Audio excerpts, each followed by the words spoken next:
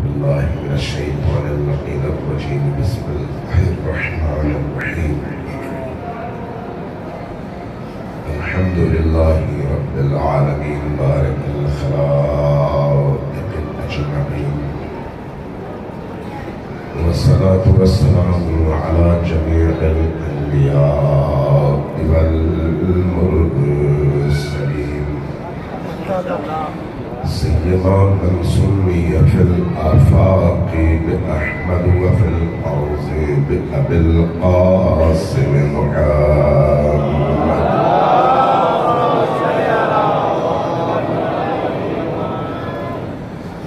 والصلاة والسلام على أولادها الطيبين الطاهرين المعصومين الميامين،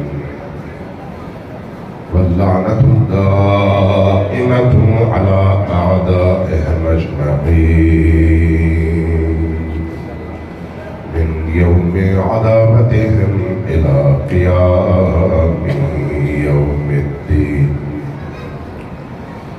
أما بعد، قال رسول الله صلى الله عليه وآله وسلم: إن لقتل الحسين حرارة في قلوب المؤمنين لا تبرد أبدا. صلاة الله.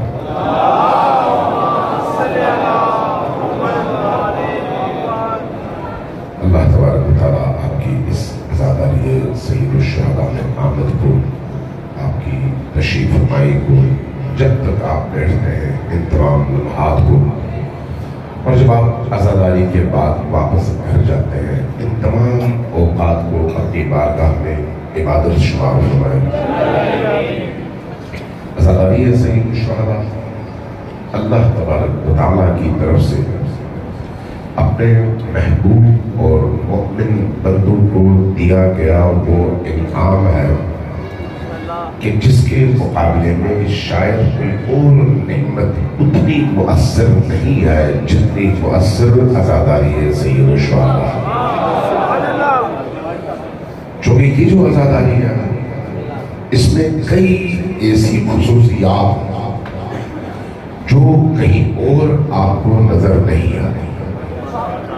اگرچہ عبادات، نفلی عبادات، مستحب عبادات بہت ساری، لیکن ائمہ اہل بیت نے اس عزاداری سید الشہداء پر بہت زیادہ توجہ فرمائی اور اپنی آنے والی نسلوں کو، اپنے آنے والے پیروکاروں کو تا قیام قیامت، تا ظہور مہدی علیہ السلام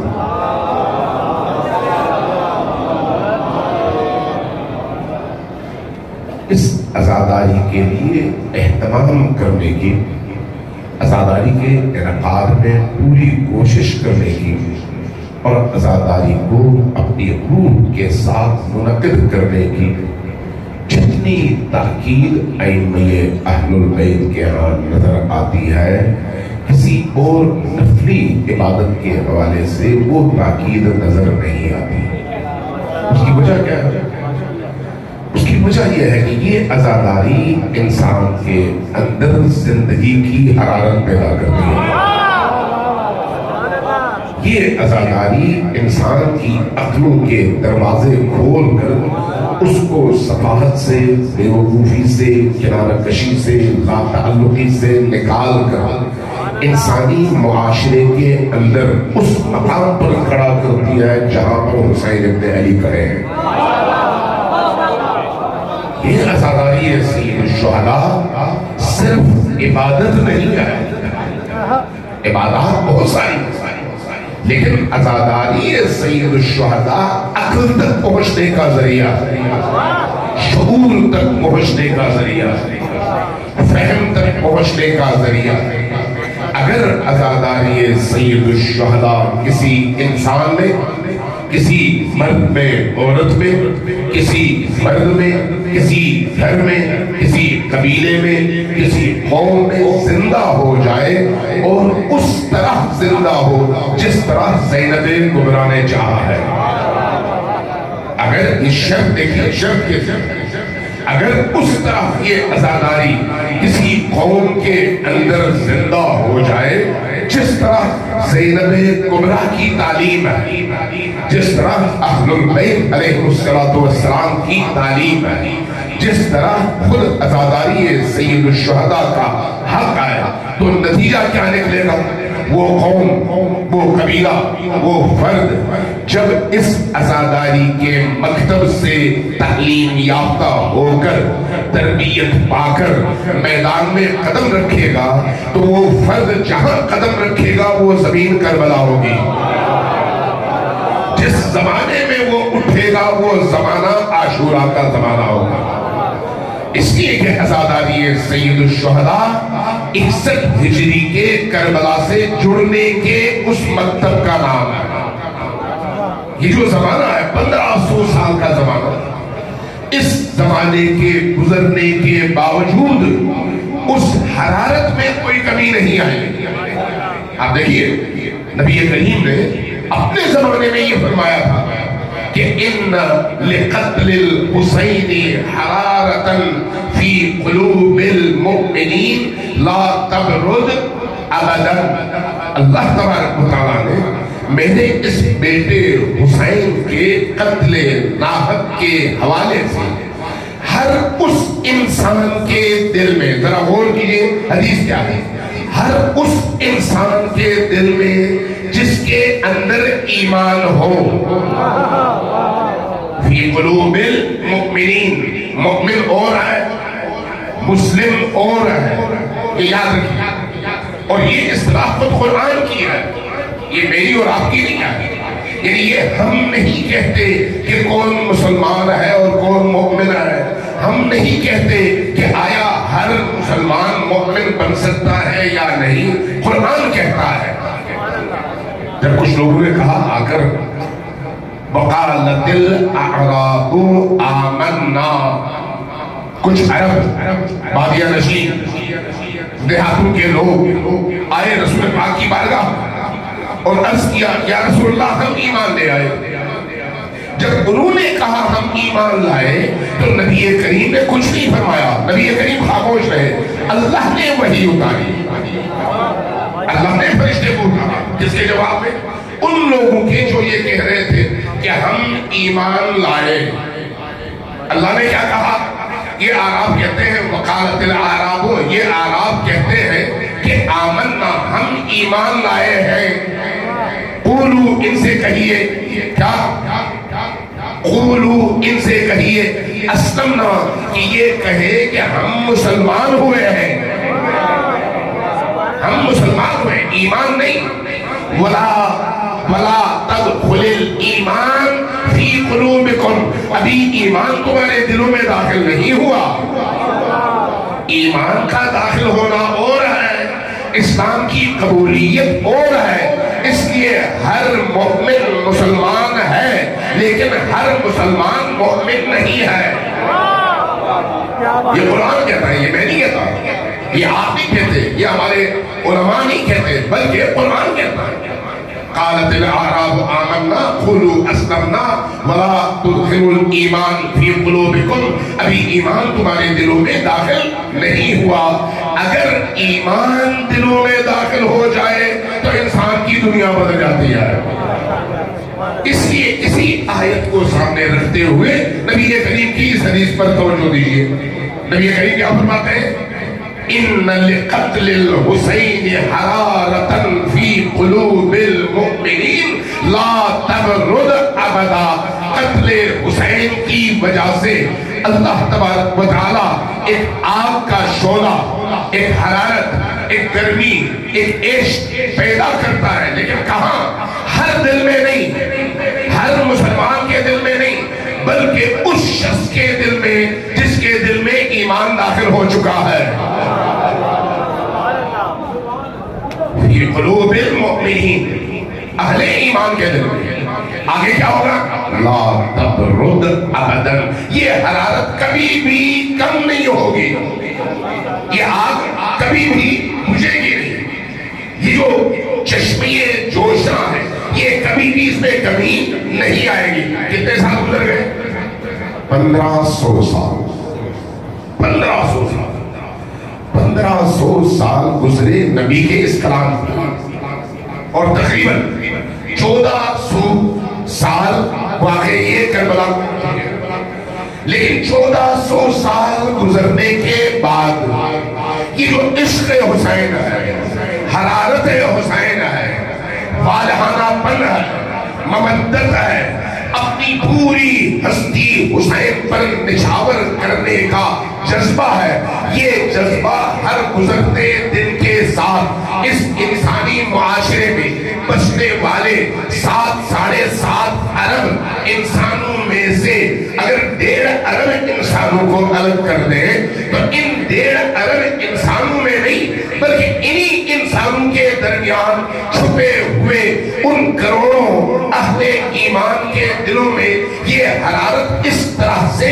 گرم ہے کہ جب محرم کا چاند نظر آتا ہے تو ایام ذوق شروع ہو جاتے ہیں، اور پوری دنیا کے اندر جہاں جہاں اہل ایمان موجود ہیں ان کی ظاہری مذاقتہ سے، ان کے کلام سے، ان کی گفتگو کے انداز سے، ان کی زندگی کے بیہیویئر سے، ان کے رہن سہن میں آنے والی تبدیلی سے، ان کے چاہے وہ دیہات کے لوگ ہوں چاہے وہ شہروں کے لوگ ہوں، ان کے ظاہر سے، ان کے باطن سے، ان کی عبادت گاہوں سے، ان کے جلوسوں سے، ان کی مجالس سے یہ پتہ چلتا ہے کہ جس خون ناحق کو وقت کے فرعونوں نے کربلا کی سرزمین میں چھپانا چاہا، دبانا چاہا، وہ خون آج کروڑوں انسانوں کے لبوں کو کھول کر ان کے اندر حریت حسینی پیدا کر چکا ہے۔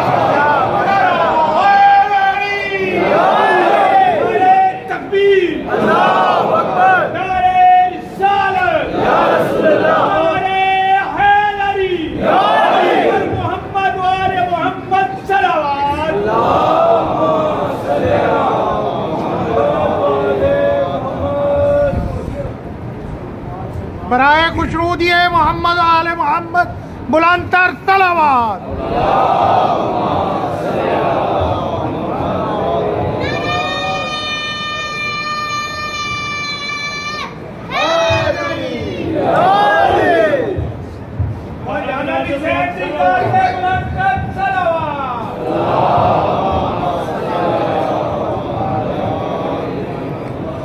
ایک اور پھر مل کر سب اونچی آواز سے سروات میں جینا ہوتا ہے۔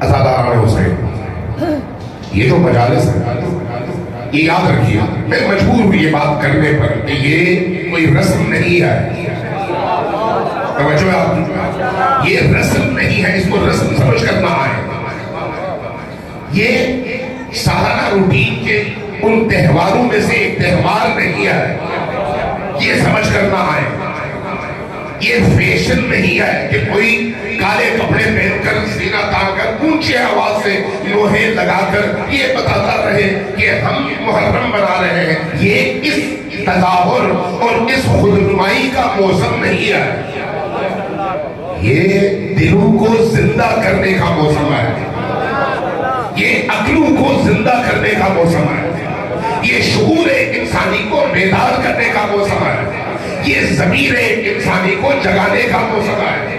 یہ جو محرم اور سفر ہے، محرم اور سفر انسانی معاشرے کے اس مجموعی پیکر اور بدن کے اندر غیرت جگانے کا موسم ہے، عزت نفس کو پائیدار اور استقامت بخشنے کا موسم ہے۔ یہ جو محرم و سفر ہے یہ انسان کے اندر شعور انسانی کو جگا کر اس کے اندر حسینی بصیرت پیدا کرنے کا موسم ہے۔ یہ موسم دشمن کی شناخت کا، دوست کی شناخت کا، اپنے اندر موجود پوٹینشل اور استعداد کے شناخت کا، اور حسین کے نظریے کے دشمنوں کے مقابلے میں قلیل تعداد کے ساتھ بھی ہر معاشرے کے اندر کھڑے ہو کر اپنے زمانے کے بڑے سے بڑے فرعون، بڑے سے بڑے شداد، بڑے سے بڑے ابو لہب و ابو جہل اور بڑے سے بڑے یزید کو للکارنے کے لیے حسین کے مقام پر کھڑے ہونے کا موسم ہے۔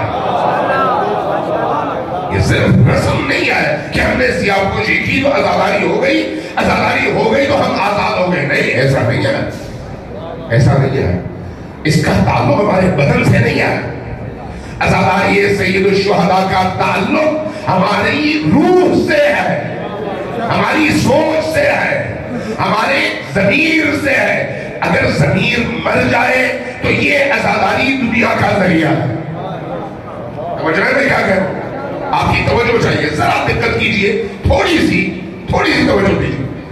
اگر ضمیر مر جائے تو آزاداری سید الشہداء دنیا کمانے کا ذریعہ بن جاتا ہے۔ اگر ضمیر زندہ ہو تو آزاداری سید الشہداء قبر اور آخرت کمانے کا ذریعہ بن جاتا ہے۔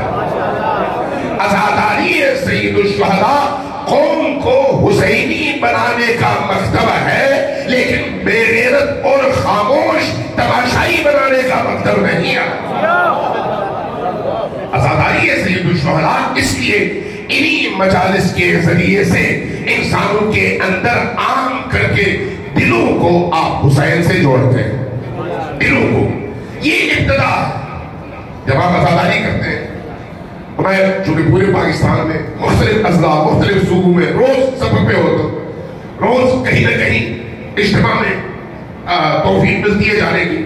میں دیکھتا ہوں ان اجتماعات میں شیعہ بھی ہوتے ہیں، ان اجتماعات میں اہل سنت بھی ہوتے ہیں، ان اجتماعات میں حتیٰ اہل سنت کے تمام فرقوں کے لوگ موجود ہوتے ہیں۔ بعض جگہوں میں تو میں نے یہ بھی دیکھا کہ شیعوں سے زیادہ اہل سنت اس اجتماع میں موجود ہوتے ہیں۔ بعض علاقوں میں یہ بھی دیکھا۔ صرف یہ مسلمانوں کا مسئلہ نہیں ہے، یہ پاکستان کے اندر جب آپ سندھ میں چلے جاتے ہیں تو وہاں پر حتیٰ ہندوؤں کے ہاں بھی عزاداری ہوتی ہے۔ میں خود گیا سہمن میں حضرت لال شہباز قلندر کے مزار، جو لوگ گئے ہیں ان کو پتہ ہے اس کا جو صحن ہے کافی بڑا صحن ہے، بہت بڑا صحن ہے۔ صحن کھچا کھچ بھرا ہوا تھا، 28 سفر کا دن تھا، ظاہر تاریخی دن ہے، مناسبت والا دن ہے۔ جب میں اندر داخل ہوا تو مجھے مرد و زن قریب لگے، مجھے محسوس ہوا کہ یہاں پر کچھ گڑبڑ ہے۔ وہ جو خوشبو ہوتی ہے نا حسینیت کی، معرفت کی، ادراک کی، وہ خوشبو مجھے کم محسوس ہوئی، کم مجھے محسوس ہوا کہ کچھ گڑبڑ ہے۔ میں نے اپنے میزبانوں سے کہا کہ یہاں پر کچھ ہے مسئلہ، کیا ہے؟ کہا کہ ان میں سے اکثر لوگ ہندو ہیں، اکثر لوگ ہندو ہیں۔ میں نے پوچھا پھر؟ کہا کہ یہ ہر سال ان ایام میں حسین ابن علی کی بارگاہ میں سلام عقیدت پیش کرنے کے لیے اس مزار میں آتے ہیں اور اس اجتماع میں شریک ہوتے ہیں۔ اس کا مطلب کیا ہے؟ اس کا مطلب یہ ہے کہ آزاداری سید الشہداء صرف شیعوں کا مسئلہ نہیں ہے، صرف سنیوں کا مسئلہ نہیں ہے، صرف پاکستانیوں کا مسئلہ نہیں ہے۔ پھر کیا ہے؟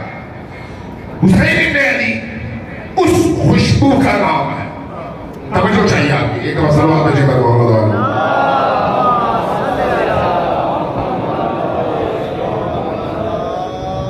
ایک دفعہ پھر صلوات بھیجے پر محمد والے۔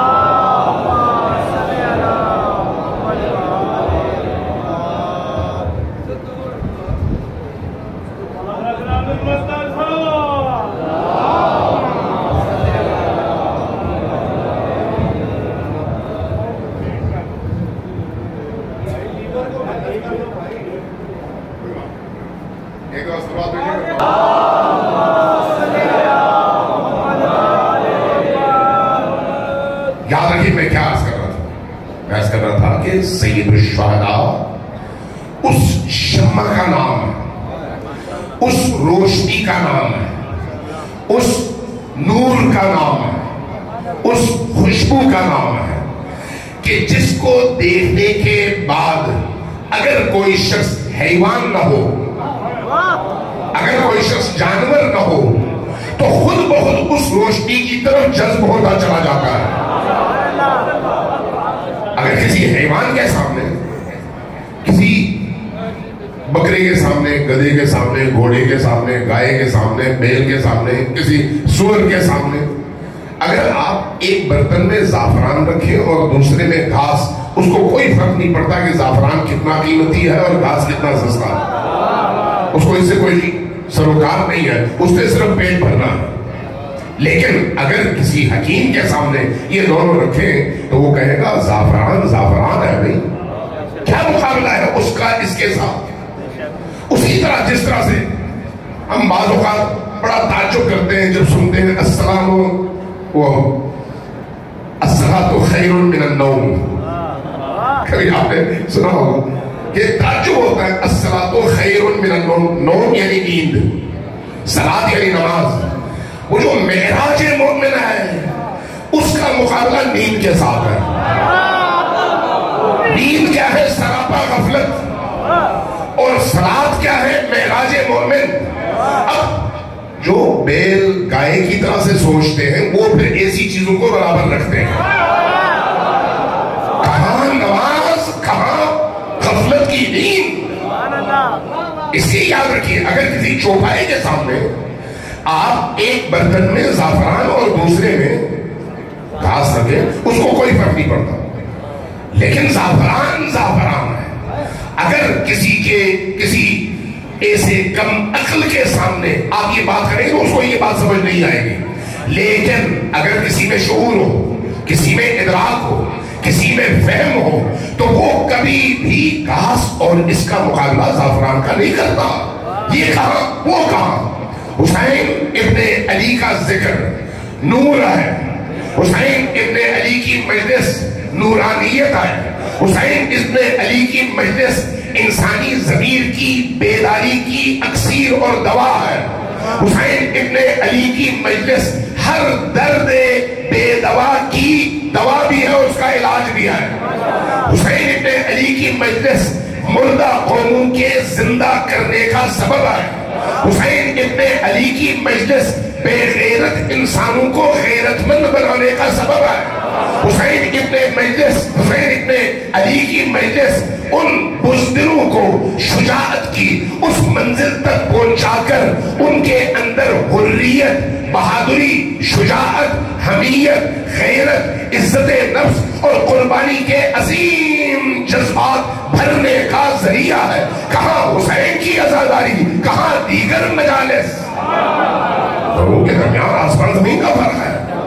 اس لیے جب حسین کی معرفت حاصل ہو جائے تو پھر ہندو مسلم میں فرق باقی نہیں رہتا، ہر ایک جذب ہو جاتا ہے حسین کی طرف، ہر ایک جذب ہو جاتا ہے۔ کون ہے جو حسین سے دور رہنا چاہے؟ آج بھی جو لوگ آپ کی عزاداری پر اعتراض کرتے ہیں جب ان کے سامنے حسین ابن علی کا نام لیا جائے تو وہ حسین ابن علی پر اعتراض نہیں کر سکتے، کیوں؟ اس لیے کہ حسین پر اعتراض کا مطلب عقل سے دشمنی ہے، عقل سے دشمنی۔ کوئی بھی شخص چاہے وہ جتنا بھی یزیدی ہو، جتنا بھی یزیدی، میرے ساتھ خود یہ واقعہ پیش آیا پچھلے سال جب کسی مسئلے کی وجہ سے بعض فرقہ پرست لوگ اکٹھے ہوئے کراچی کے اندر اور انہوں نے مظاہرے کیے، مظاہرے کرنے کے بعد ایک دفعہ وہ جب اجتماع ہوا تو اس اجتماع میں کچھ لوگ گاڑی پر چڑھے اور امیر یزید زندہ باد کے نعرے لگے، سارے پاکستان نے ان پر لعنت ملامت کی۔ جو لوگ وہاں پر کھڑے تھے ان میں سے ایک صاحب جو خود، اب میں ان کا مسلک نہیں بتاتا لیکن تھے یزیدی ہی، کسی ٹی وی پروگرام میں اتفاق سے وہ میرے ساتھ آ گئے، میں نے کہا اچھا آپ ہیں وہ یزیدی، آپ ہیں وہ یزیدی؟ تو میری طرف دیکھا، مسکرایا کہ خدا کے لیے مجھے یزیدی نہ کہے، میں حسینی ہوں۔ یزیدیت حتیٰ یزیدیوں کے لیے بھی باعث شرم اور باعث ذلت ہے، اور حسینیت ہر انسان کے لیے چاہے مسلمان ہو یا نہ ہو اس کے لیے باعث سربلندی اور باعث افتخار ہے۔ شیعہ ہونا ضروری ضروری نہیں ہے، مسلمان بھی ہونا ضروری نہیں ہے، ضروری کیا ہے؟ اس کے اندر عقل ہو، وجدان ہو، اور اس کا دل کم از کم انسان والا دل ہو۔ اگر کوئی انسان ہے تو حسین سے جڑے بغیر انسان ہو نہیں سکتا۔ اس لیے آپ دیکھیے نیلسن منڈیلا کا آپ نے سنا ہوگا، نیلسن منڈیلا جنوبی افریقہ کا آزادی اور حریت کا بہت بڑا لیڈر ہے۔ انگریزوں کے خلاف یہ جو سفید چمڑی والے ہیں، انہوں نے جنوبی افریقہ کالوں کا ملک تھا، انہوں نے قبضہ کر لیا، ہر چیز اپنے قبضے میں لے لی اور وہاں کے اصل باشندوں کو غلام بنا دیا۔ جیسے برِ صغیر پاک و ہند میں انگریزوں نے آ کر اس خطے کے لوگوں کو غلام بنایا اور خود حاکم بنے، اور پھر جب وہ گئے تو اپنے کالے غلاموں کو باقی تمام عوام پر مسلط کر کے گئے۔ اب ان کے غلاموں کی ہم غلامی کرتے ہیں، ان کا وتیرہ یہی ہے۔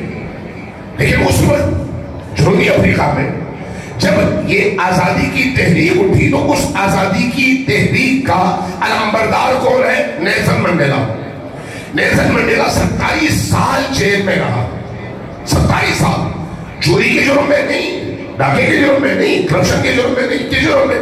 اس جرم میں کہ وہ لوگوں کے اندر حریت پیدا کر رہا ہے، آگہی پیدا کر رہا ہے، آزادی کا درس دے رہا ہے۔ جب وہ آزاد ہوا تو اس کے بعد اس کی تحریک کامیاب ہوئی، پھر کالوں کو ان سفید چمڑیوں والوں پر فتح نصیب ہوئی اور اس کے نتیجے میں وہ خود حکمران بنا، اب اللہ کو پیارا ہو چکا ہے، عیسائی تھا۔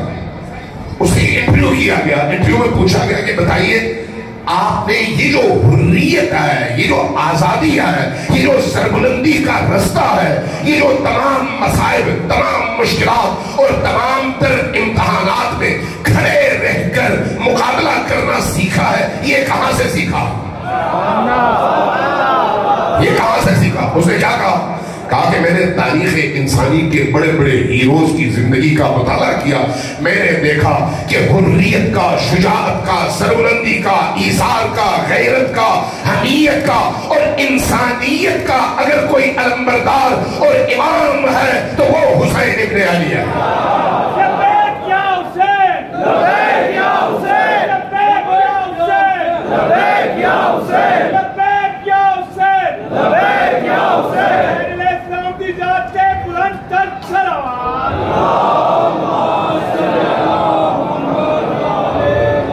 اب مجھے بتائیے عزاداری سید الشہداء انسان کے اندر کیسی تبدیلی لاتی ہے؟ صرف سیاہ پوش نہیں بناتی، دلوں کو سفید کرتی ہے، ذہنوں میں موجود غلامی کی زنجیروں کو توڑتی ہے، انسان کے اندر صدق حسینی پیدا کرتی ہے۔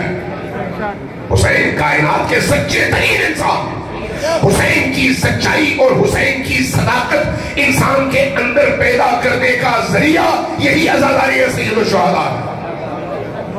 حسین ابن علی کربلا کے میدان میں اکیلے کھڑے تھے، لیکن وہ جو تنہائی ہے وہ تنہائی تمام یزیدیوں پر بھاری ہے، وہ جو تنہائی ہے، وہ جو بے کسی ہے، وہ بے کسی تمام لشکروں پر بھاری ہے۔ یہ کس وجہ سے ہے؟ حسین کی حمیت کی وجہ سے، حسین کی غیرت کی وجہ سے، حسین کی استقامت کی وجہ سے۔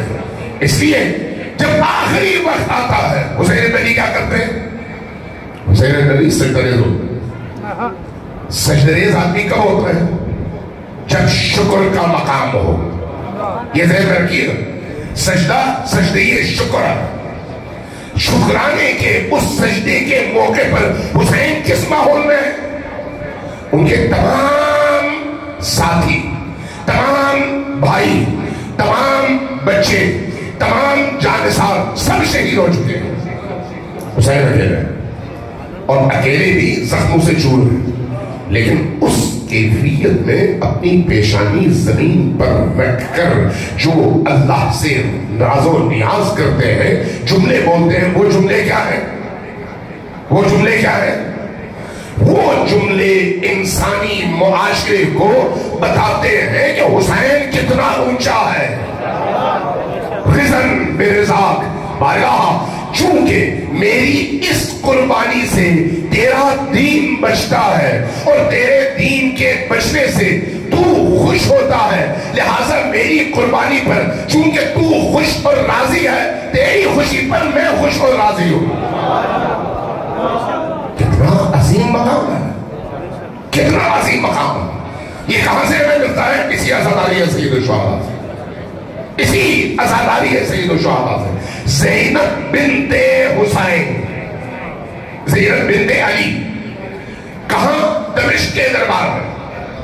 یزید ابن معاویہ ابن ابو سفیان کے دربار میں سلسلہ ہے. ایک طرف یزید ابن معاویہ ابن ابی سفیان اور دوسری طرف زینب بنت علی بن ابن ابی طالب, دو سلسلے.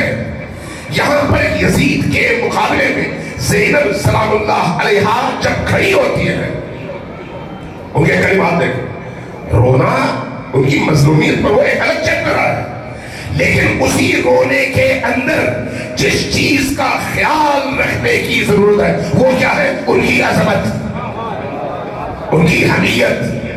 اسی مظلومیت میں ان کے رونے میں ذلت کہیں پر بھی نہیں ہے.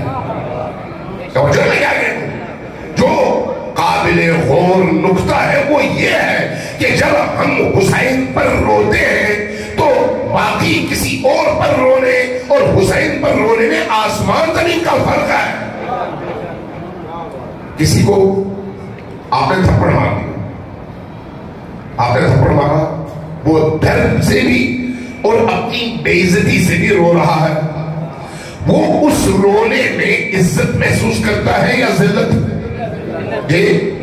ذلت. اس کا مطلب ہے ہر رونا عزت کا باعث نہیں ہے, ہر رونا عزت کا باعث نہیں ہے. اس لیے یہ یاد رکھیں کہ کربلا والوں پر رونے کے نتیجے میں اس رونے والے کے اندر ذلت کا نہیں بلکہ عزت کا احساس پیدا ہوتا ہے. کیوں؟ میں اس پر رو رہا ہوں جو اتنا بلند ہے کہ ان سارے مظالم کے باوجود کوہ استقامت بن کر اپنے زمانے کے سب سے طاقتور ابلیس اور شیطان کے مقابلے میں وہ کھڑا رہا. یہ کھڑی نہیں لیکن ایک لمحے کے لیے ان کے قدم نہیں ڈگمگائے. یہ کیا ہے؟ یہ کربلا کی وہ حمیت ہے, یہ کربلا کی عظمت ہے. اس لیے جب زینب سلام اللہ علیہا یزید ابن معاویہ ابن ابو سفیان کے مقابلے میں کھڑی ہوئی تو یزید ابن معاویہ نے کیا کہا؟ اللہ کا شکر ہے کہ اللہ نے تم لوگوں کو قتل کیا, اللہ نے تم لوگوں کو اسیر کیا اور ہمیں تم پر فتح دی. اس کا کیا مطلب ہے ان جملوں کا؟ ان جملوں کا مطلب یہ ہے کہ یزید ابن معاویہ اپنے ظلم کو شیلٹر اللہ کا دے رہا ہے. قتل یزید نے کیا, اسیر یزید نے کیا, لیکن شیلٹر اللہ کا دے کر مسلمانوں کو گمراہ کر رہا ہے کہ اللہ نے ہمیں ان پر فتح دیا ہے. زینب بنت علی کی حمیت کا امتحان, شجاعت کا امتحان, ان کی معرفت اور ان کے مقام کا امتحان ہے. کھڑی ہو جاتی ہے, کھڑی ہو جاتی ہے, لیکن کس انداز میں؟ علی کی شیر دل بیٹی کے اندر علی بول رہا ہے. اتنی جرأت, اتنی بہادری, اتنی سربلندی. کون؟ وہ خاتون جس کو کربلا سے لے کر دمشق پہنچنے تک ہر مقام پر ظلم کر کے اس کے حوصلوں کو توڑنے کی کوشش کی گئی ہے. آپ کی نگاہوں کے سامنے آپ کے بچے کو 2 تھپڑ مارا جائے, 1 ہفتہ آپ کی طبیعت خراب رہتی ہے.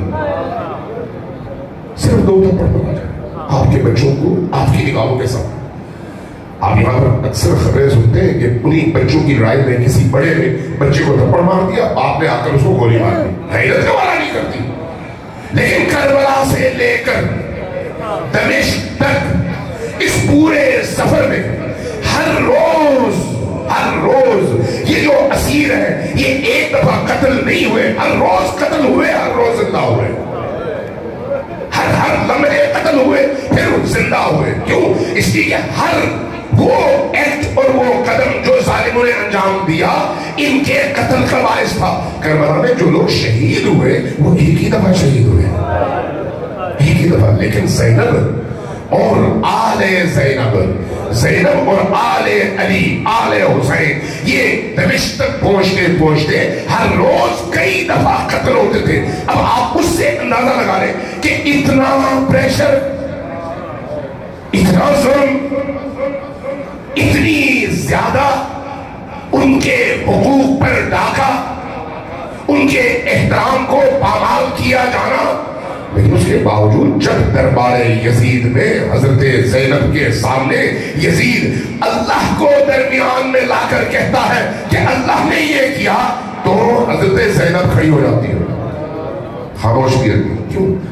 علی کی بیٹی ہے, علی کی بیٹی. ذرا تصور کریں میرے دوستوں, میرے عزیزوں, میرے بزرگوں, یہ ہمارے لیے صرف تاریخ نہیں ہے, یہ صرف تاریخ نہیں ہے, یہ تربیت گاہ ہے. اس تربیت گاہ کے اندر جو انسان مرد ہو یا عورت, بہن ہو, بیوی ہو, ماں ہو, بیٹی ہو, یا باپ ہو, بھائی ہو, بیٹا ہو, جب اس تربیت گاہ میں داخل ہوتا ہے تو پھر روح زینبی کے حصول کے بعد اس کو نکلنا چاہیے. یہ جو حوصلہ ہے زینب کا, یہ اس شخص کے اندر پیدا ہونا چاہیے. اس مجلس کو ہم مجلس حسین کہتے ہیں. وہ مجلس مجلس حسین ہے, وہ مجلس حسین ہے جو انسان کو کربلا میں اس تپتے ریگزار میں اکیلے کھڑے ہوتے ہوئے بھی اس کے قدموں کو ڈگمگانے سے روک سکے اور اس کو بتا سکے تم حسین کے راضی ہو. سلام علیکم محمد و آل محمد.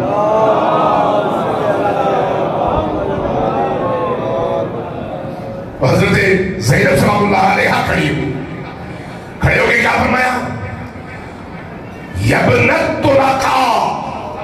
خطاب کا انداز دیکھیں, سامنے وہ بادشاہ بیٹھا ہوا ہے تخت پر جس کے ہاتھ میں ان تمام بر اعظموں کی حکومت ہے. سامنے وہ ہے جس کے ہاتھ میں تمام اختیارات ہیں. وہ شخص جس کے ایک اشارے پر ہزاروں گردنیں کٹ جاتی ہیں لیکن کوئی چون نہیں کر سکتا اپنے اس جبروت کے ساتھ. وہ کھڑا ہے, وہ بیٹھا ہوا ہے تخت پر, اور ادھر چبوترے پر کون ہے؟ وہ بے کس, تنہا, مظلومہ خاتون جس کے ارد گرد یتیم بچے ہیں, بیوہ خواتین ہیں, اور ان کے مردوں کے کٹے ہوئے سر ہیں. ذرا تصور کریں, آزاداری ہے سید الشہداء صرف مسائل سن کر رونے کا نام تو نہیں ہے. ذرا تصور کریں اس حوصلے اور ہمت کا جو زینب بنت علی دکھا رہی ہے. اس ماحول میں وہ کھڑی ہوتی ہے. اب خطاب کس سے ہے؟ خلیفہ وقت سے ہے جو خلافت کی کرسی پر ہے, اور بادشاہ. اب کیا کہنا چاہیے تھا؟ بادشاہ, امیر یا کچھ بھی, لیکن کہاں سے شروع کرتی ہے؟ یبنت طلقا. یبنت طلقا کا مطلب یزید ہی سب سے زیادہ بہتر سمجھ سکتا تھا. یبنت طلقا کا کیا مطلب ہے؟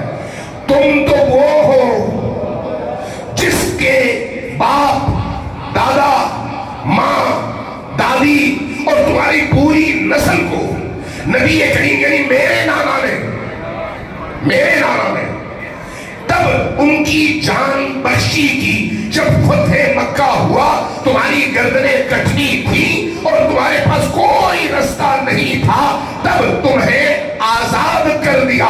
تم میرے نانا کے آزاد کردہ وہ پست غلام ہو جو اس وقت کرسی پر بیٹھے ہوئے ہو. کتنی حریت چاہیے. یبنت طلقا, اے ہمارے طلقاء کے بیٹے, تم ہم سے اس انداز میں مخاطب ہو رہے ہو. ذرا تصور کیجئے, انداز دیکھیں تو گویا یہاں سے پتہ چلتا ہے کہ حتیٰ دمشق کی اس مسجد میں کھڑی یہ اکیلی خاتون اس وقت فاتح عالم ہے اور یزید مفتوح ہے. یہ ہے کربلا کا درس، یہ ہے کربلا کا رستہ. جھوٹ کہا جو کچھ تم نے کہا، جھوٹ کہا جو کچھ تم نے کہا. ہمارے بزرگوں کو، ہمارے بھائیوں کو، ہمارے جوانوں کو اللہ نے نہیں، تمہارے ظالم سپاہیوں نے تمہارے حکم میں مارا ہے. اور اگر اللہ کی بات کرو تو پھر یاد رکھو ہم اللہ کے زمین پر نمائندے ہیں. اور اس کے بعد ایک عجیب جملہ ہے، عجیب جملہ ہے، عجیب جملہ ہے. ما رأیت الا جمیلا. جو کچھ ہم نے کربلا میں دیکھا ہے، جو یزید نے کہا تھا اللہ نے تمہارے ساتھ کربلا میں کیا کیا دیکھا تم نے، یہ اس کا جواب ہے. کیا فرمایا؟ ما رأینا یا ما رأیت الا جمیلا. ہم نے کربلا میں اللہ کے حسن و جمال کے علاوہ کچھ نہیں دیکھا. کتنی عظمت ہے. یعنی شہادت حسین اللہ کی قدرت کا حسن ہے، جس کے نتیجے میں پوری کائنات میں موجود انسانیت کو یزید اور یزیدیت کی غلامی سے نجات مل رہی ہے. جمال خدا، حسن عمل خدا، یہ ہے وہ حوصلہ، یہ ہے وہ جرأت، یہ ہے وہ کمال کا مقام جو کربلا والے پیش کرتے ہیں تاکہ ہم ان سے سیکھ سکیں. اس لیے زینب بنت علی نے جو عزاداری کی داغ ڈالی، یہ کس لیے ڈالی؟ یزیدیت کو پہچانو، حسینیت کو پہچانو، خود کو پہچانو، اپنی زندگی کے مقصد کو پہچانو، بےہودہ اور عبث چیزوں میں نہ پڑو، اپنی زندگی کا ہدف سب سے اونچا رکھو. اور تمہاری زندگی کا سب سے اونچا ہدف یہ ہونا چاہیے کہ حسین نے جو کچھ کیا وہ میں اس مہینے میں سیکھ کر حسین کے مقام پر کھڑا ہو سکوں. سلوات بھیجیے گا محمد وآل محمد. ایک دفعہ پھر ذرا اونچی آواز سے سلوات بھیجیے گا محمد وآل.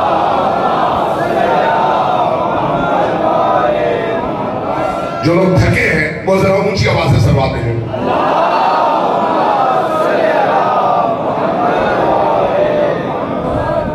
جو لوگ نہیں تھکے وہ ذرا اونچی آواز سے سلوات بھیجیے.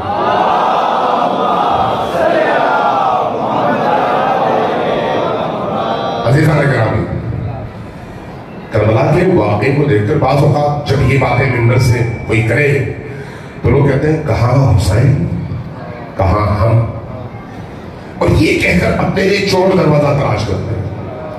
ہم کہاں اور کربلا والے کہاں، ہم کہاں اور حسین ابن علی کہاں. تو کیا کیا جائے؟ جواب ہے حتیٰ مولوی حضرات، حتیٰ خطیب حضرات، حتیٰ ذاکر حضرات، بعض اس طرح کے کند ذہن لوگ ہیں جن کو ذرہ برابر بھی معرفت حسین نہیں ہے، ذرہ برابر. کیا کہتے ہیں؟ امام زمان جب آئیں گے تو سب کچھ وہی کریں گے، ہم کیوں اپنے آپ کو مشکل میں ڈالیں؟ اگر ایسا ہے تو پھر تم میں اور کوفے والوں میں، تم میں اور شام والوں میں، تم میں اور مدینہ والوں میں فرق کیا ہے؟ انہوں نے بھی تو یہی کہا تھا کہ یا حسین ابھی رہتے تھے، آپ کو کیا پڑی ہے خامخواہ اپنے اوپر اس طرح کی مشکل لینے کی. یہ یاد رکھیں، حسینیت حسین ابن علی کے ساتھ کربلا میں ختم نہیں ہوئی. حسین دنیا سے اٹھے، حسینیت تھا قیامت زندہ ہے. اس کی دلیل کیا ہے؟ خود حسین کا کلام. حسین کیا فرماتے ہیں؟ جب طلب بیعت کی گئی، یہ خود ایک بحث ہے. اب ظاہر ہے آج ایک مختصر سی مجلس میں وہ سارے مباحث تو نہیں ہو سکتے، میں صرف اشارہ کر گزر رہا ہوں. جب حسین ابن علی سے بیعت طلب کی گئی تو آپ نے کیا فرمایا؟ ایک جملہ جو شیعہ بھی نقل کرتا ہے، سنی بھی نقل کرتا ہے، سب کو یاد ہے، مثلی لا یبایع مثلہ، مجھ جیسا اس جیسے کی بیعت نہیں کر سکتا. کیا مطلب ہے اس کا؟ کہہ سکتے تھے نا کہ حسین یزید کی بیعت نہیں کرے گا، کہہ سکتے تھے کیا فرمایا؟ یہ نہیں فرمایا کہ حسین یزید کی بیعت نہیں کرے گا. بھئی جس کی سوچ حسینی ہو، جس کی روح حسینی ہو، جس کا رستہ حسینی ہو، جس کا مقصد حسینی مقصد ہو، جس کی زندگی حسینی زندگی ہو، چاہے 61 ہجری میں ہو، چاہے 2000 ہجری میں ہو، چاہے 1444 ہجری میں ہو، چاہے قیامت کے قریب ہو، جب بھی حسینیت کو یزیدیت کا مقابلہ ہوگا تو حسینیت کبھی بھی یزیدیت کے مقابلے میں خاموش نہیں رہ سکتی، حسین کے کردار کو زندہ کرتی رہے گی۔ حسین کے کردار آپ، یہ تو معصوم ہستیاں ہیں، معصوم ہستیاں۔ ایک واقعہ نقل کر دیتا ہوں، سننے کی ہمت ہے یا نہیں؟ حسین بن علی مدینہ سے مکہ اور مکہ سے کربلا کی طرف رستے مختلف جگہوں میں پڑاؤ ڈالتے رہے، عراق تک پہنچتے پہنچتے ایک جگہ پڑاؤ ڈالا۔ جب پڑاؤ ڈالا تو شام کا وقت، چونکہ عصر کے بعد جب سورج ڈھلنے لگے رک جاتے تھے، رات گزارتے تھے، صبح نماز پڑھ کے دوبارہ آگے کی طرف سفر شروع ہو جاتا۔ پڑاؤ ڈالنے کے بعد دیکھا دور ایک خیمہ ہے، دور ایک خیمہ، نکلے اس خیمے کی طرف گئے، قریب پہنچے، دیکھا ایک بوڑھی خاتون تشریف رکھا، سلام کیا، جواب ملا، پوچھا بی بی تم یہاں کیا کر رہی ہو؟ کہا کہ میرا بیٹا، میری بہو، ہم چرواہے ہیں، ہمارے پاس مویشیاں ہیں، تو یہاں پر ہم اپنے مویشیوں کو چراتے ہیں اور رات آ کر اسی خیمے میں زندگی گزارتے ہیں، خانہ بدوش والی زندگی ہے۔ تو کہا اچھا تمہارے بیٹے بھی کہاں ہیں اور بہو کہاں؟ کہا وہ بکریاں اور بھیڑیں چرانے گئے۔ فرمایا اچھا بڑی سخت زندگی ہے تمہاری، یہ بتاؤ میں تمہاری کوئی مدد کر سکتا ہوں؟ حسین ابن علی کو پہچانے، حسین ابن علی کو پہچانے۔ حسین ابن علی کی زندگی بڑی عجیب ہے، میں ایک حدیث بعد میں نقل کروں گا، آپ کے ذہن جو ہے ہکا پکا رہ جائیں گے۔ احساس کرام فرمایا کیا میں تمہاری کوئی مدد کر سکتا ہوں؟ اس خاتون نے کہا پہچانتی نہیں ہے کہ یہ کون ہے؟ حسین ابن علی نے بھی اپنا تعارف نہیں کروایا کہ میں کون ہوں۔ اس خاتون نے صرف یہ کہا کہ ہم مسیحی ہیں، عیسائی ہیں، مسلمان نہیں ہیں۔ کہا میں تمہاری کیا مدد کروں؟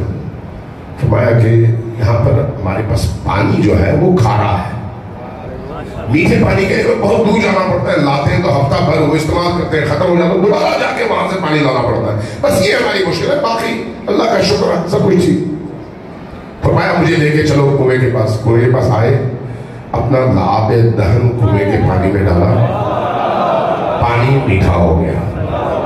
فرمایا اس کے علاوہ کہا کچھ نہیں۔ فرمایا کہ جب میں ابھی جا رہا ہوں، میرا خیمہ وہ سامنے دور ہے، جب تمہارا بیٹا واپس آئے تو اس سے کہنا کہ حسین ابن علی نے تمہیں یاد کیا ہے۔ حسین ابن علی آپ نبی کریم کے فرزند ہیں؟ جی میں نبی کا فرزند ہوں اور نبی کی بیٹی کا بیٹا۔ کہا بہت، میں بیٹے سے کہتا ہوں، کہتی شام ہوئی، بیٹا بہو کے ساتھ واپس آیا، کیا کہا بیٹا آج ایک شخصیت آئی تھی ہمارے خیمے میں، جب تک یہاں پر وہ رہے اس وقت تک مجھے محسوس ہوتا رہا جیسے حضرت عیسیٰ مسیح آئے ہوئے، ان کی نورانیت، ان کی روشنی، ان کے اندر موجود مہر محبت، ان کے اندر موجود رحمت، اس نے مجھے بڑا متاثر کیا۔ اور پھر وہ جاتے جاتے ہمارا کھارا پانی میٹھا بھی کر گئے۔ انہوں نے کہا کہ بیٹا تمہیں انہوں نے طلب کیا ہے، اگر ہو سکے تو چلے جاؤ۔ کہا ٹھیک ہے اماں میں چلتا ہوں۔ اٹھا تو بیوی نے کہا مجھے بھی لے کے چلو۔ جب بیوی نے کہا مجھے بھی لے کے چلو تو پھر ماں نے کہا پر جب تم دونوں جا رہے تو پھر مجھے بھی لے کے چلو۔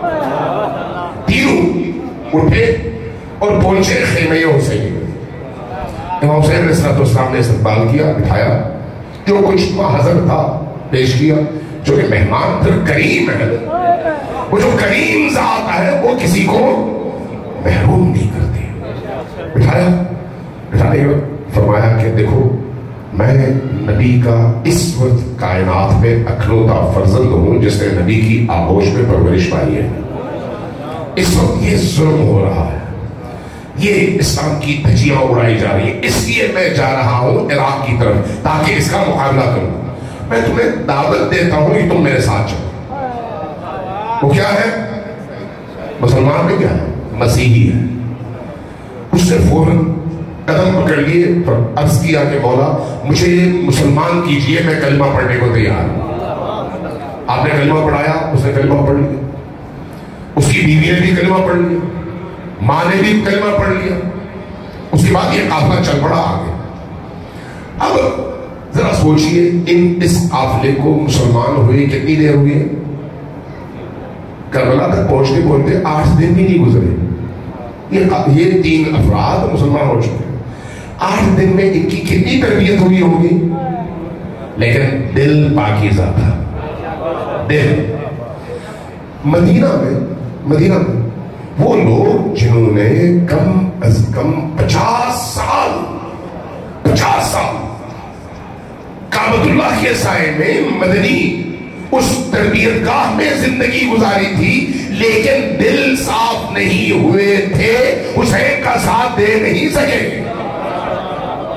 اور جب حسین نکلنے لگے کہا کہ حسین آپ نہ جائیے، آپ رکیے، لیکن حسین نکل آئے. اور یہاں پر یہ چھوٹا سا خان والا، چھوٹا سا خاندان، فیملی، جب روز عاشورہ ہے، اب یہ آپ کو پتا ہے گڈریے چرواہے، ان کا لباس بھی باقی لوگوں سے مختلف ہوتا ہے. چرواہوں والا لباس مختلف جگہوں سے پھٹا، اور پھر پاؤں میں جوتے نہیں، کپڑے باندھے ہوئے، اور کپڑے کو کسی تسمے سے باندھا ہوا. اس انداز میں جب ظہر عاشور اصحاب کی باری آتی ہے اور یہ جوان حسین ابن علی سے اجازت لے کر میدان میں کودتا ہے، تو میدان میں اشقیاء کا لشکر جب اس کا حلیہ دیکھتا ہے تو کہتا ہے بھئی ہم چرواہوں سے نہیں لڑتے، تم واپس جاؤ ورنہ تمہاری ماں تم پر روئے گی. سامنے ماں کھڑی ہے، اپنی آنکھوں سے دیکھ رہی ہے اپنے بیٹے کو. کہا جاؤ، کہا نہیں میں جانے کے لیے نہیں آیا، میں فرزند زہرا کے لیے لڑنے اور سر کٹانے آیا ہوں. آگے بڑھا، لڑا، ایک شقی نے آ کر گردن اٹھا دی. جب گردن اتر گئی، ایک ہی واہ میں گردن اتری، سر نیچے گر گیا. سر کو اٹھایا اس شقی اور رحیم نے اٹھایا اور خیمے حسینی کے ذرا قریب آیا. ماں سامنے کھڑی تھی اور دیکھ رہا تھا کہ یہ ماں ہے. اس ماں سے کہا دیکھو میں نے تمہارے بیٹے سے کہا تھا کہ تم واپس جاؤ ورنہ تمہاری گردن اتر جائے گی، لیکن یہ مانا نہیں. اب یہ لو اپنے بیٹے کا سر سنبھالو. یوں پھینک دیا ماں کی طرف. اور ماں جس نے صرف 1 ہفتہ حسین ابن علی کے سائے میں گزارا، صرف 1 ہفتہ، وہ آگے بڑھی، سر باہوں سے پکڑ کر اٹھایا اور آئی اس شقی کے سامنے اور کہا کہ دیکھو ہم وہ ہیں جنہوں نے حسین پر اپنا سب کچھ نچھاور کرنے کا عزم کیا ہے. یاد رکھو ہمارے مولا حسین ہے. ہم جب حسین پر کوئی چیز نچھاور کرتے ہیں تو وہ واپس نہیں لیتے. سر اٹھایا، یوں دشمن کی طرف دوبارہ پھینک دیا. آپ سوچ سکتے ہیں کہ ایک ماں غیر معصوم اس مقام تک کیسے پہنچتی ہے کہ اتنے کم عرصے میں ہمت پہنچنے کی اس چٹان کی طرح سے کھڑی ہو جائے اور ظلم کے مقابلے میں آنکھوں پر آنکھیں ڈال کر اس استقامت کا مظاہرہ کرے. اس لیے حسین سے روح جڑ گئی ہے، حسین سے روح جڑ گئی ہے. یہ صرف اس وقت کی بات نہیں ہے، آج بھی ایسا ہی ہے. آج شہید جواد مغنیہ کا شاید آپ نے نام سنا ہو یا نہ سنا ہو. لبنان میں حزب اللہ کے بہت بڑے کمانڈر تھے. باپ اور بیٹا دونوں شہید ہیں. باپ بہت بڑا کمانڈر تھا، اسرائیلی بہت زیادہ لرزتے تھے. کچھ عرصہ پہلے باپ شہید ہو گئے، اس کے کچھ عرصے کے بعد پھر نوجوان بیٹا بھی شہید ہو گیا. ان کی بیٹی نے یہ لکھا ہے، ان کی بیٹی نے کہتی جب میرے والد کی لاش آئی تو ظاہر ہے پورا لبنان، پورا بیروت کھڑا ہو گیا. کس لیے؟ اس کمانڈر کو خراج تحسین پیش کرنے کے لیے. جب بکسا تابوت لایا گیا تو خواتین رو رہی تھی اور عزا کر رہی تھی، بکا کر رہی تھی. میری ماں کو لایا گیا. میری ماں نے اس جسد کے قریب آ کر جب اپنے شوہر کے چہرے کو دیکھا تو کہا کہ تم میرے شوہر ہو، اگرچہ تم مظلوم شہید ہو گئے ہو، لیکن کتنا فرق ہے تمہاری شہادت میں اور حسین ابن علی کی شہادت میں۔ ذرا سوچئے کیا کہا، کتنا فرق ہے تمہاری شہادت میں اور حسین ابن علی کی شہادت میں۔ روئی نہیں، کہا کہ دیکھو تمہارا سر سلامت ہے، حسین کا سر جدا ہو گیا، تمہارے بدن پر کوئی زخم نہیں ہے، حسین کے بدن پر کوئی جگہ خالی نہیں تھی، حسین کے بدن پر سے کپڑے بھی چھین لیے گئے تھے، تمہیں انہوں نے کپڑے میں لا کے میرے سامنے رکھا ہے، تو میں کیسے غم مناؤں جب حسین کے ساتھ وہ سلوک ہو اور حسین کے غلام کے ساتھ یہ سلوک ہو۔ کیسا حوصلہ ہے یہ حوصلہ کہاں سے ملتا ہے؟ کربلا سے۔ جب بیٹے کا جنازہ آیا، یہی بیٹی بیان کرتی ہے، ہم سب کا رو رو کے برا حال تھا، جب ماں آئی تو ماں نے اس اپنے جوان بیٹے کا لاشا دیکھا، لاشا دیکھنے اور کہا کہ بیٹا مجھے تمہاری جدائی کا افسوس تو ہے، لیکن تمہارے جسم پہ آنچ نہیں آئی، جبکہ علی اکبر کا سینہ چھن گیا تھا، علی اکبر کے کلیجے پر نیزہ لگا تھا، تم سالم ہو، جب تمہیں میں سالم دیکھوں تو پھر کیوں غم مناؤں، غم تو حسین پر منانا چاہیے۔ یہ ہے حسین کے غلاموں کا انداز، زینب کے کنیزوں کا انداز۔ یہ کربلا ایسے لوگ پالتی ہے، عزاداری سید الشہداء ایسے مجاہد تیار کرتی ہے، عزاداری سید الشہداء کے نتیجے میں ظاہری طور پر بھی، فکری طور پر بھی، معنوی طور پر بھی اس معاشرے کے اندر ایسی تبدیلی آتی ہے۔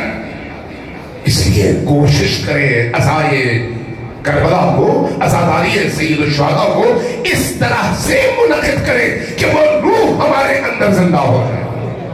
اس لیے جب عزائے شہداء میں آئے کربلا کے ان شہداء کے لیے غم میں، تو پھر گھر سے نکلتے ہوئے وضو کر کے آئے، جب امام بارگاہ میں مسجد میں آئے تو قبلہ رخ ہو کر بیٹھے، اس لیے کہ علماء نے، اہل سنت علماء نے، شیعوں کی میں بات نہیں کر رہا، امام احمد بن حنبل کی یہ روایت ہے اور وہ بھی فضائل الصحابہ میں، کہتے ہیں کہ حسین کی مجلس وہ ہے جس میں اگر کوئی شخص غم اور الم اور حزن کے ساتھ حاضر ہوتا ہے تو اس مجلس میں جب تک بیٹھتا ہے اس کا بیٹھنا اللہ عبادت شمار کرتا ہے۔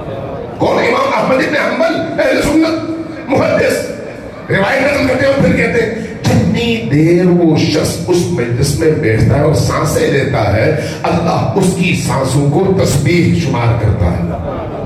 کتنی عظمت ہے ان مجالس کی، ان مجالس کا اثر ہم پر، ہماری روح، ہماری فکر، ہماری سوچ، ہماری زندگیوں پر ہونا ضروری ہے۔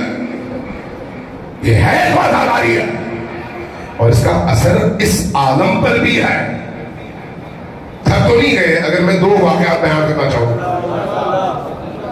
کیونکہ آپ کا ریسپانس مجھے تھوڑا سا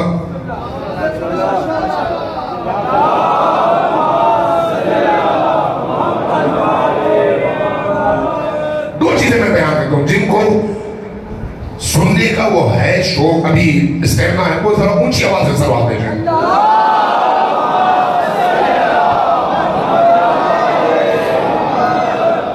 ایک چیز میں عرض کروں پہلے، ہمارے استاد تھے اخلاقیات کے، بہت بڑے مجتہد اور فقیہ اور اہل باطن، روح کے حوالے سے کامل انسان، ان کا انتقال ہو گیا۔ ان کے شاگرد نے استاد کا واقعہ بیان کیا، کہا کہ ایک دن ہم نے استاد کو دعوت دی، جب وہ آئے تو میری بیگم نے ان کے لیے کھانا بنایا، جب کھانا بنایا تو کھانا ان کے سامنے رکھا، انہوں نے ایک دفعہ پلیٹ میں کھانا ڈالا، پھر اس کے بعد وہ ختم کر کے دوبارہ کھانا ڈالا۔ مجھے استاد کی روٹین کا پتا تھا، اس لیے مجھے حیرت ہوئی کہ یہ کیوں آج انہوں نے 2 دفعہ کھانا ڈالا۔ وہ کھانا کھا چکے تو میں نے پوچھا استاد آج آپ نے 2 دفعہ کھانا ڈالا، وجہ کیا ہے؟ کہا جا کر اپنی بیوی سے پوچھوں کہ کیا وجہ ہے۔ میں مختصر کرتا ہوں، کہتے ہیں میں بیوی کے پاس گیا، بیوی سے عرض کیا کہ آج استاد نے 2 دفعہ کھانا کھایا ہے جو ان کی روٹین کے خلاف ہے، چونکہ اہل اللہ کھانے میں بھی تمام چیزوں کا، باریکیوں کا خیال رکھتے ہیں۔ کہا انہوں نے 2 دفعہ کھانا کھایا، وجہ کیا ہے؟ کہا کہ آج میں نے جب یہ کھانا بنایا تھا تو وضو کر کے بنایا تھا۔ استاد کو تو نہیں پتا تھا، کہا کہ میں نے وضو کر کے بنایا تھا۔ واپس آئے اور کہتے ہیں میں نے استاد سے کہا کہ بیوی یہ کہہ رہی ہے، تو استاد نے جواباً مسکرا کر کہا کہ نہیں، وجہ یہ نہیں ہے، چونکہ وہ تو ہر روز جب بھی کھانا بناتی ہیں وضو کر کے بناتی ہیں۔ یہ یاد رکھیے، جب گھر جائیں ہماری مائیں، بہنیں، بیٹیاں جب بھی کھانا بنائیں وضو کر کے بنائیں، چونکہ اس وضو کا اثر، اس کی نورانیت اس کھانے پر بھی مرتب ہوتی ہے۔ اور وہ جو باوضو کھانا ہوتا ہے بنایا گیا، وہ کھانا جب بچے، شوہر، باپ، بیٹے بچوں کے پیٹ میں جاتا ہے تو وہاں پر نور لے کر جاتا ہے، ظلمت نہیں۔ پھر کہا کہ جاؤ دوبارہ اپنی بیوی سے پوچھو۔ واپس آئے، واپس آ کے بیوی سے کہا کہ وہ تو کہہ رہے کہ تم ہر روز وضو کر کے بناتی ہو۔ پھر انہوں نے سر جھکایا، بیوی نے کہا کہ بات یہ ہے کہ جب تم نے مجھ سے کہا کہ آج تمہارے استاد آ رہے ہیں جو بہت بڑی شخصیت ہے، اس لیے مجھے بڑی خوشی تھی، اضطراب تھا، اس لیے میں وضو کر کے جب کچن میں آئی تو چونکہ اتنی بڑی شخصیت آ رہی تھی، میں اس حساب سے میرا ذہن کربلا کی طرف منتقل ہو گیا۔ جب کربلا سے میرا ذہن متصل ہوا تو میں نے سوچا کہ میں کیوں نہ ذکر حسین کروں۔ کہتی ہے میں نے چند اشعار پڑھے امام حسین کے حوالے سے، اشک بہے۔ جب اشک بہے تو میں نے ارادہ کیا کہ آج کا کھانا میں امام حسین علیہ السلام کے نیاز کی نیت سے پکاؤں گی، لہذا میں نے اس نیت سے یہ کھانا پکایا تھا۔ شوہر آئے، استاد کے پاس کہا کہ ہماری زوجہ نے یہ کہا، ہاں وجہ یہی ہے۔ کہا کیوں، کیا ہوا اس کھانے میں؟ کہا کہ جو کھانا حسین ابن علی کے نام پر پکتا ہے وہ کھانا نورانی ہو جاتا ہے۔ عزیزان گرامی، یہ ہماری زندگی کے روٹین میں حصہ کیوں نہیں ہے؟ صبح ناشتہ، دوپہر کو کھانا، رات کا کھانا، پانی دینا، چائے دینا۔ اگر ہم حسین کے نیاز کی صرف نیت کر لیں، فرق کیا ہے؟ بنانے میں فرق نہیں ہے، صرف نیت میں فرق ہے۔ میں اپنی ماؤں سے، بہنوں سے، بیٹیوں سے یہ عرض کروں گا کہ جب بھی کچھ کریں تو حسین ابن علی، اس مظلوم کربلا کو یاد کر کے ان کی خوشنودی اور ان کے نیاز کی صرف نیت کر لیں، آپ کا گھر نورانی ہو جائے گا، آپ کا گھر نورانی ہو جائے گا۔ خدمت خلق حسین ابن علی کی زندگی کا سب سے بڑا ہدف ہے، سب سے بڑا ہدف۔ ایک حدیث ہے رسول کریم کی، عجیب حدیث ہے۔ فرمایا، میں آپ کو یہ حدیث پڑھ دوں تاکہ آپ کو ذرا اندازہ ہو۔ اس وقت سیلاب کا دور ہے، پاکستان کے اکثر علاقوں میں اس وقت بہت بڑی تعداد میں لوگ پریشان حال ہیں۔ ان کی پریشانی کی وجہ سیلاب کا پانی ہے، اور آج وہ بے گھر بھی ہیں، بے خوراک بھی ہیں، بے سایبان بھی ہیں، بچوں کی تکلیف ہے، بیماریوں کی تکلیف ہے۔ ان کی مدد کرنا میری، آپ کی، ہم سب کی ذمہ داری ہے، ہم سب کی۔ کون سی ذمہ داری؟ حسینی ذمہ داری، حسینی ذمہ داری۔ میں ایک حدیث آپ کی خدمت میں عرض کر دیتا ہوں، ذرا اونچی آواز سے صلوات بھیجیں بر محمد والے محمد۔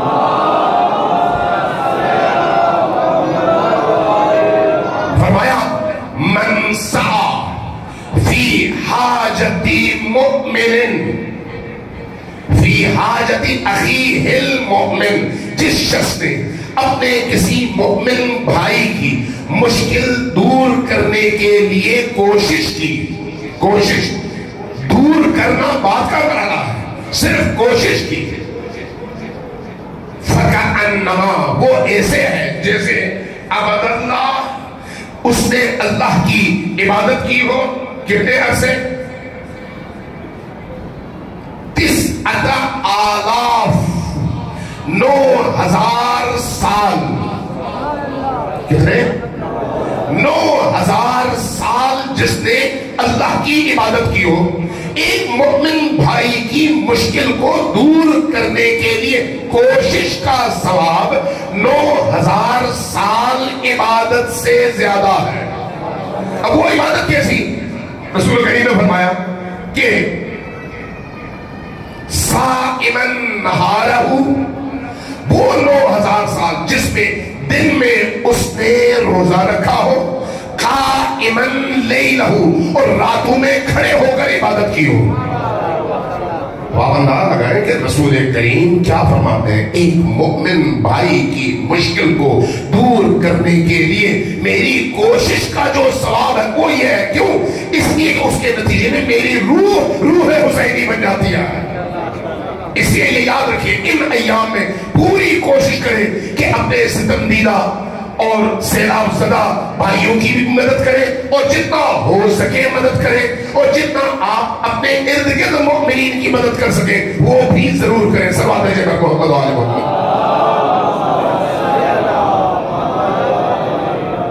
तो हुसैन इब्न अली अलैहिस्सलाम के गम और उनकी आजादारी का असर सिर्फ हमारी रूहों पर नहीं, इस पूरे आलम पर है, पूरे आलम पर। इसलिए जब असरे आशूर होता है, आप हज़रत इमाम हुसैन के कब्र की मिट्टी आपने देखी होगी, उसकी रंगत तब्दील हो जाती है, होती है, देखी होगी आपने। जिसने नहीं देखी वो जरा सर्च कर ले, उसको बहुत सारी इस तरह की चीजें मिल जाएंगी। मैंने अपनी आंखों से देखी है। ये सिर्फ रंगत तब्दील नहीं होती, सिर्फ रंगत तब्दील नहीं होती, बल्कि मिट्टी खून में बदल जाती है। क्यों ऐसा होगा? वाकया 1400 साल पहले का है, और वो मिट्टी जो हुसैन इब्न अली के कब्र की मिट्टी है वो आज अपना रंग भी बदल रही है, माहियत भी बदल रही है, और खून में तब्दील हो रही है। आपने अल्लामा तबताबाई का नाम सुना होगा, साहिब तफसीर अल-मीज़ान, बहुत बड़े मुफस्सिर, कोई मामूली शख्सियत नहीं है। उनकी तफसीर ऐसी है कि बाद बड़े बड़े उलमा ने लिखा कि 100 साल बाद आने वाली नस्लों को पता चलेगा कि तफसीर अल-मीज़ान कितनी अजीम तफसीर है, तशय्युअ का इफ्तिखार, इल्मी सरमाया।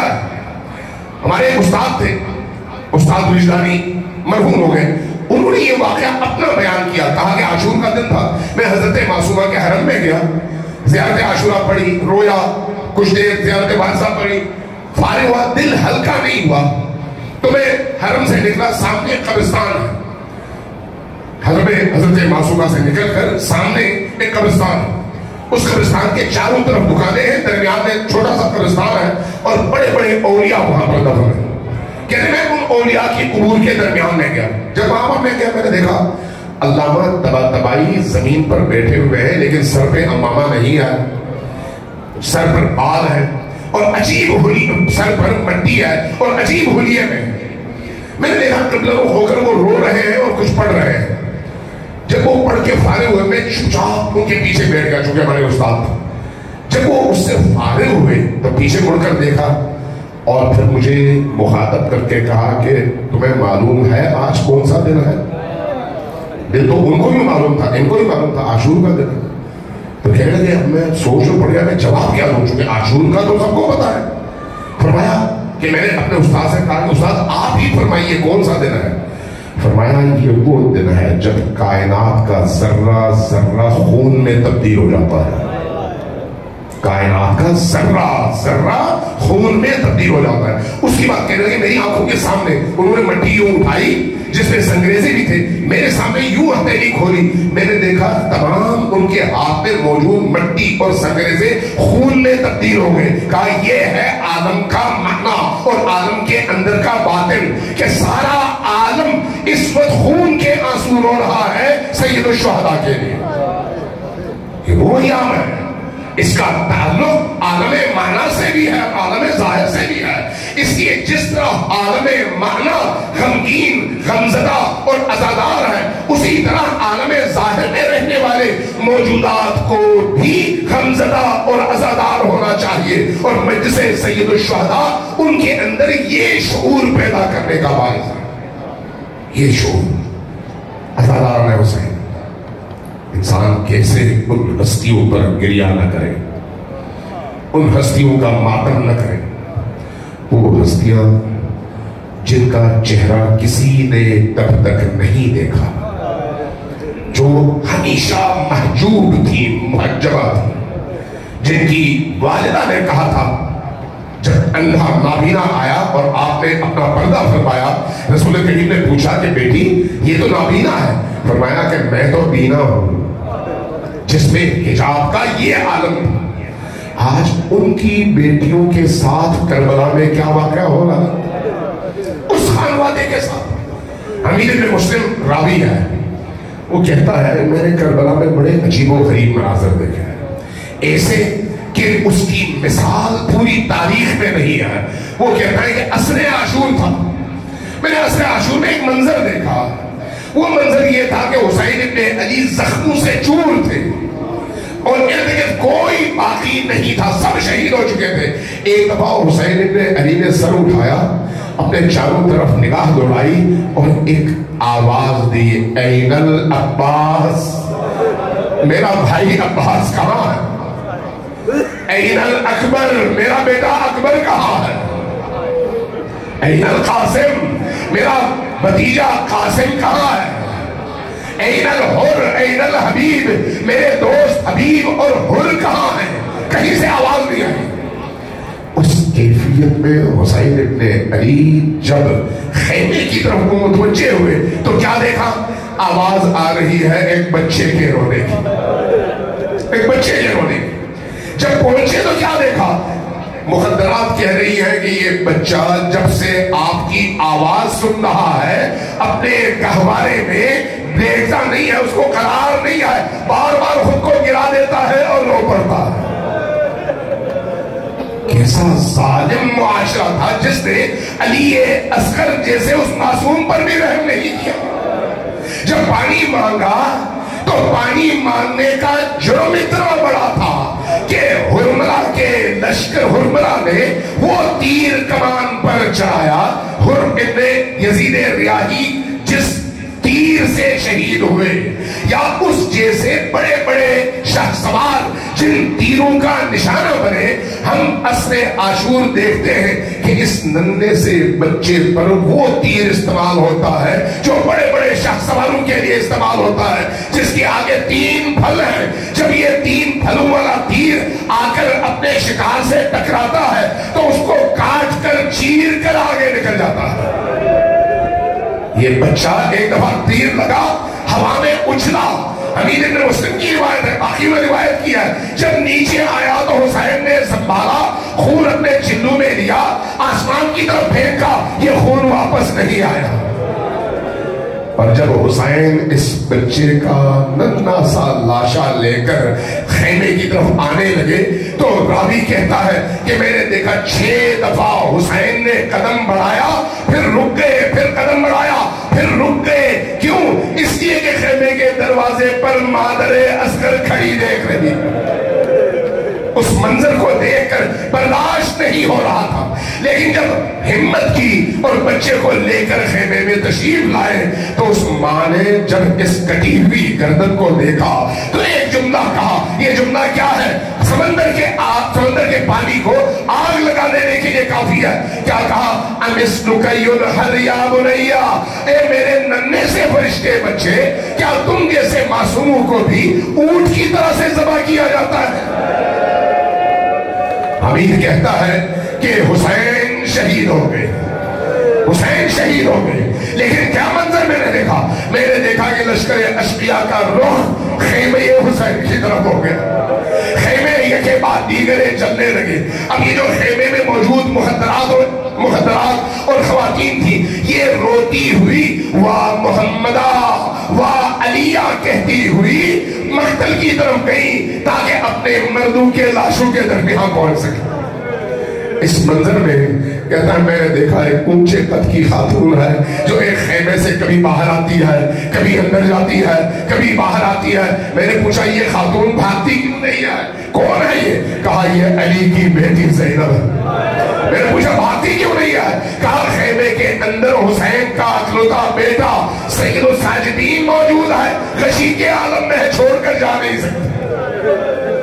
ابھی کہتا ہے میں نے دیکھا کہ کچھ دیر میں کچھ خواتین نے مدد کی اور اس نحیفہ بوڑھی اور بزرگ خاتون نے اس جوان کے جسم کو اٹھایا اور خیمے سے جیسے ہی باہر آئی خیمے کو آگ لگ گئی اور خیمہ جل گیا. کہتا ہے میں نے ایک منظر عجیب دیکھا. میں نے کیا دیکھا؟ میں نے دیکھا ایک چھوٹی سی بچی ہے اور وہ بچی میدان میں بھاگ رہی ہے اور اس کے دامن میں آگ لگی ہوئی ہے.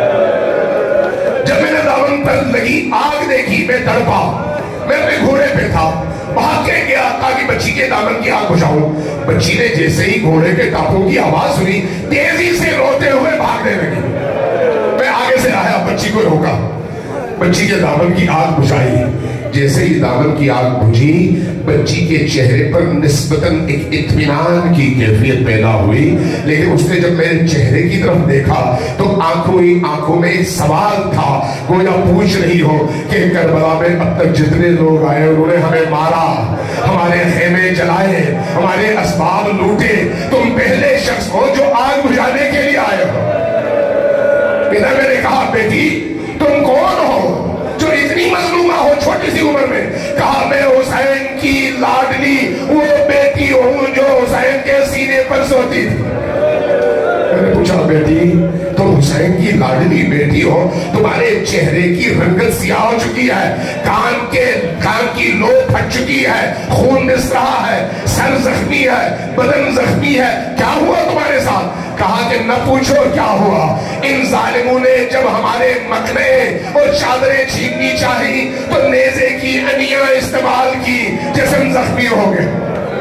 جب ان ظالموں نے میرے کان کی بالیاں کھینچی، اس زور سے کھینچی کہ کان کی لو پھٹ گئی اور خون نسنے لگا، تو میرے چہرے کی سیاہی پوچھ رہا ہے۔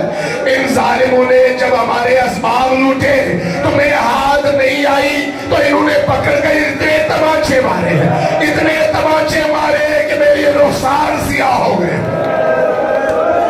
میں نے پوچھا بیٹی ذرا مجھے بتاؤ میں تمہاری کیا خدمت کروں جس سے تمہارے زخم پر تھوڑا سا مرہم رکھ سکوں؟ کیا کہا اس بچی نے؟ کہا ذرا مجھے بتا دو نجف کا رستہ کس طرف ہے، میں ذرا نجف جا کر اپنے جد امجد علی کی بارگاہ میں عرض کروں بابا جان دیکھیے آپ کی معصوم بچیوں کے ساتھ کیا سلوک کیا جا رہا۔ ماتم حسین لیا